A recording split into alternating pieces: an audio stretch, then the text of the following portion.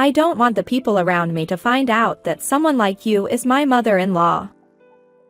So, please think of me as just another person, said my eldest son's wife, Olivia, as she tried to sever our ties. All right, I understand. But you may regret it, I replied. Regret? There's no way I would regret it, she said, laughing heartily.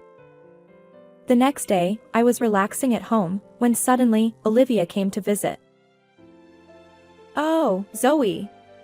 What on earth have you done? My name is Zoe, a 60-year-old housewife. I've been married to my husband Robert for 30 years. We were childhood friends from the start and had always been together. After becoming working adults, we each started living alone, finally getting some distance, but we still frequently went out for drinks and continued to see each other one way or another. So, our relationship has lasted for around 55 or 56 years now.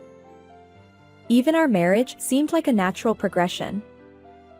No matter who I dated or what kind of relationships I had, in the end, it was Robert who I felt the most comfortable with. Many of the people I had dated before were jealous of my childhood friend. It seemed that I had a great importance to him, too, as even though he dated other women, he couldn't envision getting married to someone else.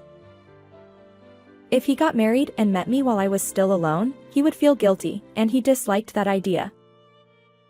Due to various reasons like this, when we reached the milestone of 30 years old, we discussed getting married.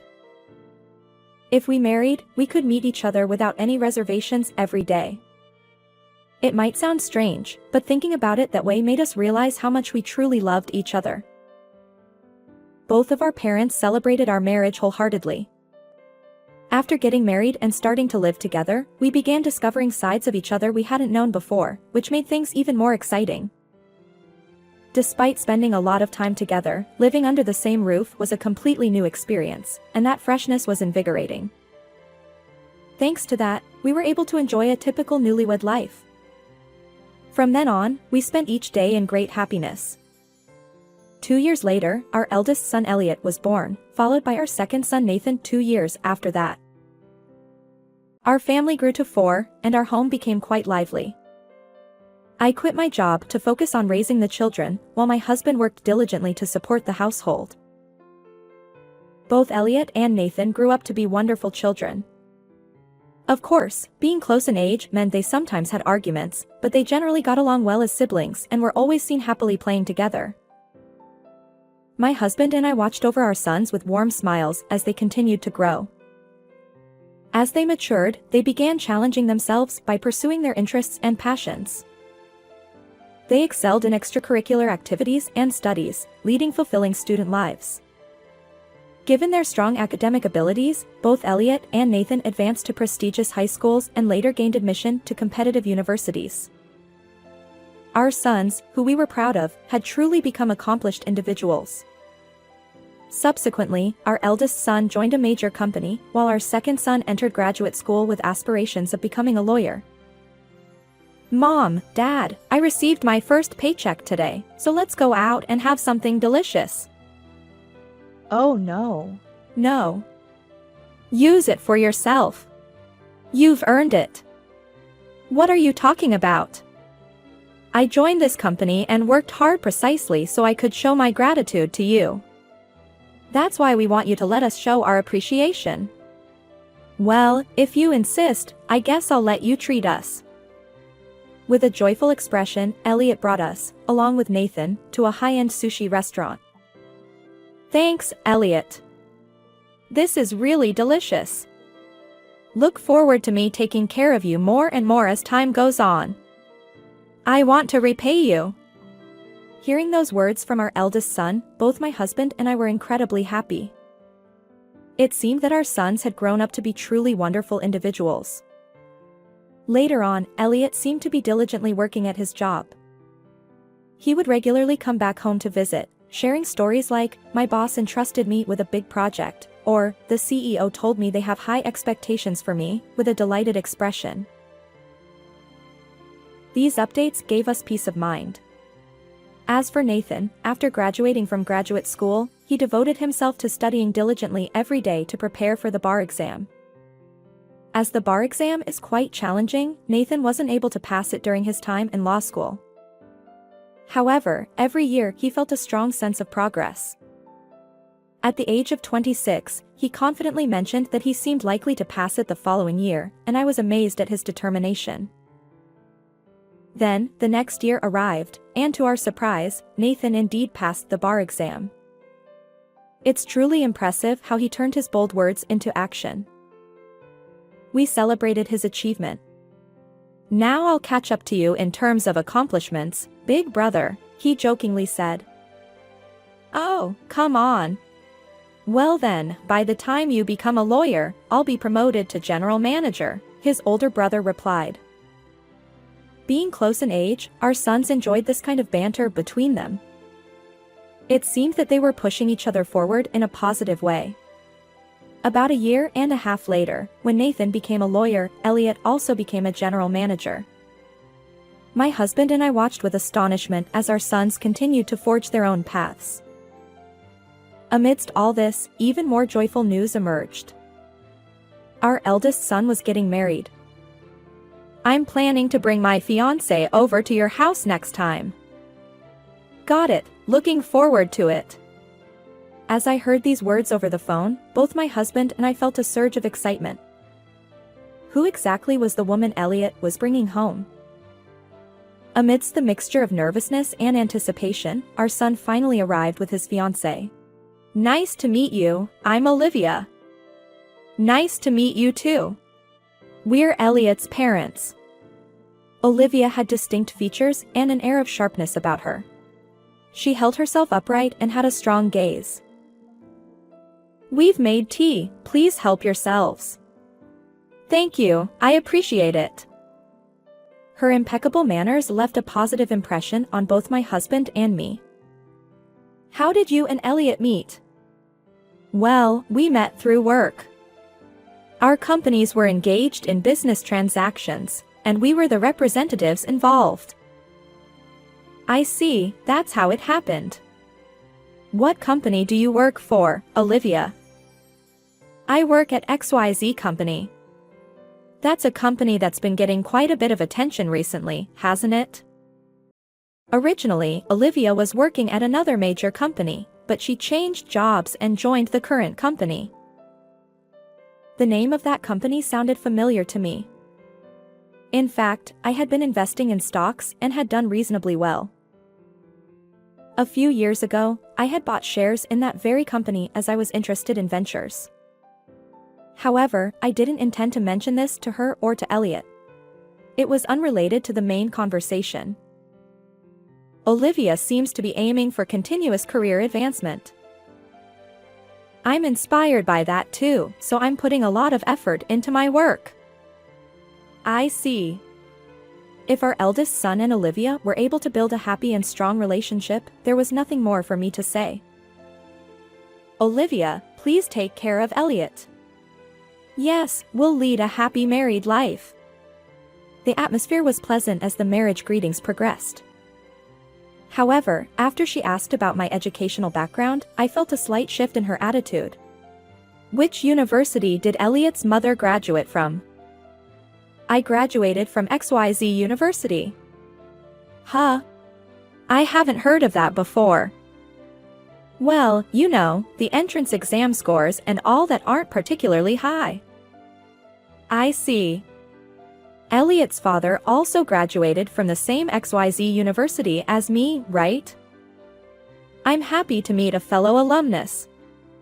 That university tends to emphasize connections with other alumni, you know. But it's true that meeting someone from the same university makes you happy. I mean, you'd want to sing the school song together, right? Yeah, definitely. Hey, Dad and Olivia, don't start singing and embarrass me here, okay? While the conversation was lively and everyone seemed to be having a good time, I noticed that Olivia never made direct eye contact with me afterward. Hey, you know, Olivia seemed like she didn't like me or something. After our sons had left, I discussed this with my husband. Huh? Why do you say that? They seem to be enjoying the conversation. I don't know, after we talked about our alma mater, her attitude towards me suddenly changed. I see. I didn't notice, but if you felt that way, Zoe, maybe she did change her attitude towards you. I'll pay attention next time and observe too. Thank you. With my husband on my side, I felt slightly calmer, but I couldn't shake off a bit of unease about what was to come. Would our relationship with Elliot be able to continue smoothly after he got married? After the introduction of both families was done, Elliot and Olivia got married. The wedding was lovely and genuinely enjoyable. A few months later, Elliot and his wife, Olivia, came to visit.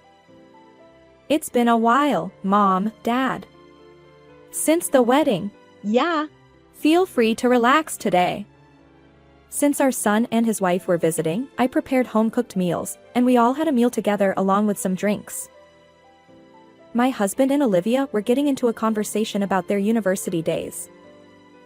For now, the atmosphere at the dinner was pleasant. Amidst this, Olivia suddenly said, "I want to see Elliot's graduation album." Elliot responded, "Sure, I'll go find it," and headed to his room.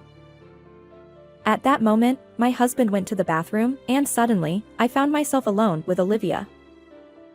The air became awkward instantly. I tried to change the atmosphere and struck up a conversation with her. "How's married life treating you?" "It's normal, I guess." "Right." Her terse response left me unsure of how to continue. Then, she looked at me with a disdainful expression and said, "I don't really want to talk to a low-educated mother-in-law like you, you know." Huh? I looked it up, and your alma mater is a lower-ranked one, right? I wonder how someone like you with that background managed to marry my father-in-law. It's quite puzzling. Fortunately, both of your sons seem to have strongly inherited their father's genes. Maybe because your sons are exceptional, you mistakenly believe you're also outstanding. But you're just a disgrace to the family. Keep that in mind. I was left speechless. I never expected to be told such things. Just as my husband returned from the bathroom, Olivia stopped berating me. But for a while, my mind was in a state of shock. After that incident, Olivia continued to berate me every time we met. "Let me help, Zoe." "Oh, thank you. I might become an idiot if I eat the food you make." Dot. Only at the end did she say that quietly. It seemed like she believed she could say anything to someone she considered less educated. I was devastated but couldn't find the strength to confront her directly. Recently, however, she had become pregnant. Knowing this, I refrained from responding too harshly, not wanting to emotionally strain her during this time. Despite my restraint, she continued her verbal attacks.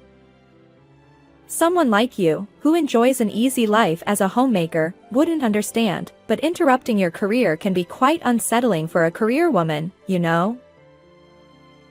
"Oh, well, you're right. Someone like me, who hasn't achieved anything in her career, probably wouldn't get it." Dot. In my mind, Olivia had turned into a devilish presence.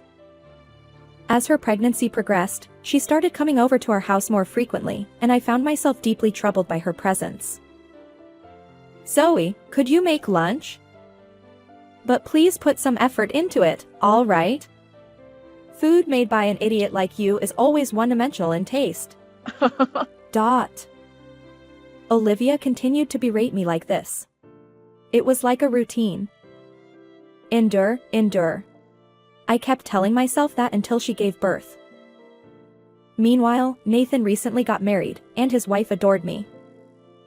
When Nathan and his wife visited, it was incredibly pleasant and soothing. I wanted to treat both couples equally if possible, but I couldn't help but feel a strong aversion to Elliot's wife due to her attitude. Finally, Olivia gave birth. "Robert, would you like to hold him? Wow, he's so cute." She gave birth to a healthy baby boy. I was overjoyed by the birth of my grandson. As I tried to hold the baby, she said, Zoe, I have a little favor to ask. What is it? To be honest, there's something I'd like you to buy for me. It's something for women, so only you, Zoe, can help me with this. Holding her child protectively, Olivia told me that. She seemed determined to not let me hold the baby right now. All right, I understand. I reluctantly agreed and went to buy the item she asked for. When I returned from shopping, I thought I could finally hold my grandson, but he was sound asleep, so that opportunity slipped away. In the end, the first time I could hold my grandson was after Olivia was discharged from the hospital and came to visit us at our house. This treatment was beyond harsh, and my frustration had built up significantly. I had managed to endure it until she finished giving birth, but I was nearing my breaking point. One day, while she came to our house during the day, Olivia said to me, I won't have any further involvement with you, Zoe. Huh? What do you mean? I want to provide proper education for my son and instill in him proper values. With you around, someone with such a low level of education, it's quite an obstruction, you see. You're probably deluded, thinking you've raised your sons to be exceptional. But I never thought. In any case, I want to distance myself from you. As I raise my child to be top-notch, naturally, people of the same caliber will gather around us. I don't want others to realize that someone like you is my mother-in-law. So, please think of yourself as a stranger. Olivia said this, attempting to sever our ties. I couldn't stay silent any longer after being belittled like this. I decided to put into action what I had been preparing for. In truth, I wanted to find a way to get along with her without resorting to these measures, but it seemed impossible. I understand, but you know what? Even if you regret it later, I won't care. Regret? As if I'd ever regret it. Saying this, Olivia laughed heartily. All right then, if you're cutting ties, just remember to never come near me or Elliot again, okay? After she left, I immediately took action. I called Elliot and conveyed that I intended to sever any connection with his wife for good. He seemed flustered and came to our house after work. What's going on, Mom? With a surprised expression, my son asked me about the situation. In response, I played a recording for him, an audio compilation of all the derogatory words his wife had directed at me. Of course, today's conversation was included as well. I had been recording these interactions for some time, just for a situation like this. Upon hearing the audio, my son was left speechless. I can't believe Olivia would say things like this. And then he made a decision. I can't continue a married life or entrust child rearing to a wife who says these things. I just can't. With those words, my son left the house. The following day, I was relaxing at home when suddenly, Olivia came to visit. Oh, Zoe. What on earth did you do? What are you talking about? I asked, and Olivia raised her voice. After you said you were cutting ties with me, I got fired from my job, and on top of that, Elliot took our son and left. Well, that's unfortunate. Don't play around. What on earth did you do? Seeing her emotional state, I calmly explained to her. I originally owned shares in the company you worked for. Huh? I invested in various other companies as well. Even though I'm a housewife, I have a considerable income. And since you kept insulting me, and I couldn't stand it anymore, one day I became the largest shareholder in your company. The largest shareholder? Yes. And even after that, I still tried to find a way to get along with you, but it didn't work out. So, you're trying to sever ties with me in the worst possible way. That's why I used my authority as the largest shareholder to push you into resigning. No, it can't be. My hard-earned career. Maybe you're capable at your job, but it seems like you lack empathy for others. After an investigation, it turns out there were quite a few people who left the company due to harassment from you. I continued. Currently, the company's president is apologizing to those who were affected and assisting them in pursuing legal action against you for harassment. What? And about the terrible insults you directed at me, I recorded all of it. When I played those recordings for Elliot, he said he wanted a divorce. No, it can't be. Perhaps you insulted me without giving it much thought, but you should realize that your behavior hurt many people. That's all I have to say. Since you were the one who said you didn't want to have anything to do with me, why don't you leave now? Olivia left the house, pale-faced and unsteady. Later on, Elliot formally presented divorce papers, and the two of them divorced. Her parents came to us to apologize and took her away with them. Currently, she seems to be struggling with her mental health, living as a shut-in.